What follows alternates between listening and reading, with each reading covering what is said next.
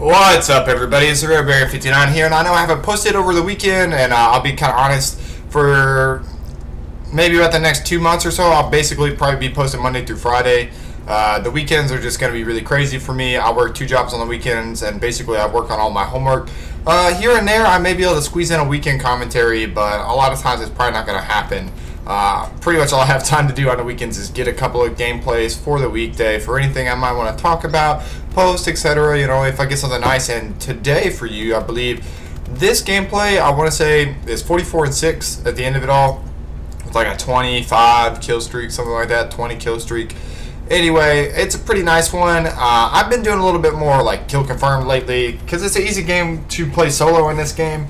Again, as I've said before, my biggest problem with domination in this game is the way that they modified the point system makes domination, and then of course coupled with system hack, just makes domination the most unenjoyable game to play solo in Advanced Warfare. I mean, it's just really not fun, and it can be one of the most annoying games even with like 1 or 2 friends to play, because sometimes you come across, you know, the sweatiest full parties, but that's besides the point.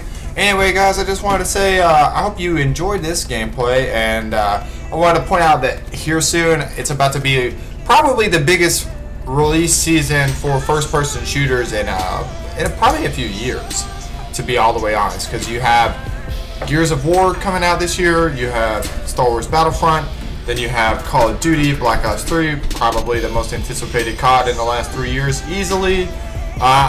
Sadly, I mean, a lot of people were excited about Ghost, and then the game came out, and you know, for whatever reason, and I've heard Thunder talk about this, and I agree. I said the same thing myself a couple of times. But if Ghost had released with the maps that came out in the map packs first, you know, and then released some of these like mid-range to larger maps later down the road, it actually would have probably been a really well-received COD. I mean, probably the only other thing that I think a lot of people found really annoying was the lack of the UAV, and then, you know, the IEDs, which really are no more annoying than Claymores. I don't know why everybody tried to be like, IEDs are, you know, they were pretty strong though when the game first came out, and that's true. Probably time to kill also hurt the game, but I think really the most part was the maps, you know, and that's where I think a lot of dissatisfaction came in. And to be honest, although most people may believe that everybody loved Black Ops 2, that was actually part of the beginning of the downfall of, or the decline, because a lot of people didn't like having to deal with the sniping in Modern Warfare 3, and that's where the decline in sales in Call of Duty actually began. Because Modern Warfare 3 was pretty much the peak of their sales. Black Ops 2 is a decline a little bit, and for a lot of people I think it was just dealing with, you know, all the hacking in Modern Warfare 2, and then coming into all the quick scoping in Modern Warfare 3, which really just kind of, you know, I have no problem with sniping really per se, but a lot of people just don't like that facet of it, and you know, so it drove a lot of people away from playing Call of Duty because it's really frustrating. And then you came into Ghost having just humongous maps, also not a very sniper friendly game, so the snipers didn't like that game. And then, you know, I mean, it's just the last couple of years have been a drought, and everybody knows it. But then you've also got Halo 5 Guardians.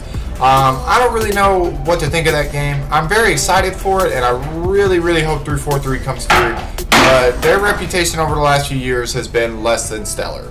Let's be honest. I mean, when they released the Master Chief Collection, that it just really wasn't very well received, and it was pretty shitty situation. I also want to say, why do I not have this gun?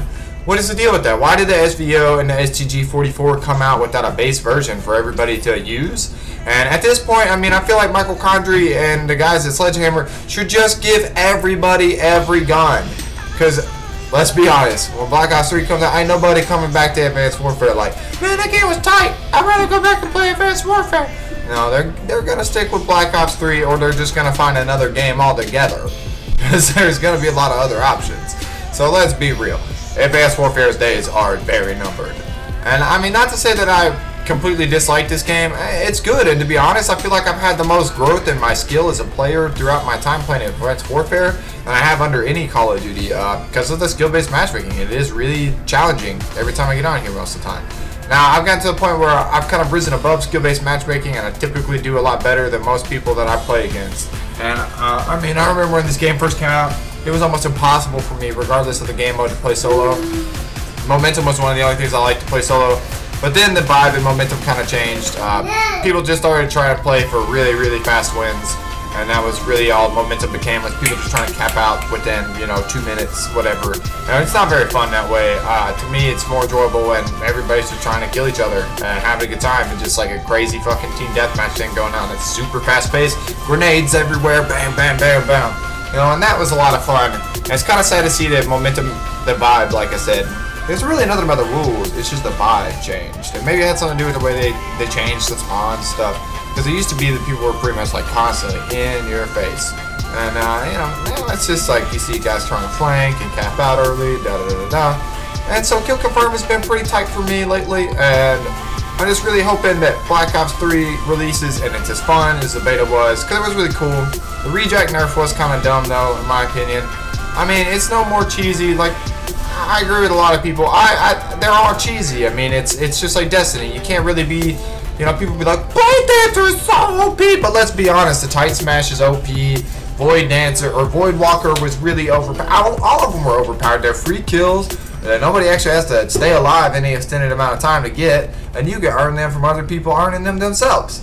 So, I mean, to me, it's the same exact concept as Destiny. I mean, it's exactly what Vonahar shot for, with similar things. There were free kills, or some sort of fun ability for the newbiest of players to still have a good time with, and even veterans to take great advantage of if they had the skill sets for it. I mean, let's be honest, like the Death Machine, insane. The War Machine, insane. Free kills for days. What's wrong with somebody getting back up? Anyway, guys, it's Red Baron 59 signing off. I just had a little rant for you today. I hope you're excited about this October and November. Subscribe if you've never been here before. Leave a comment if you have anything to say. 42-6 was my final score, not 44-6. And peace!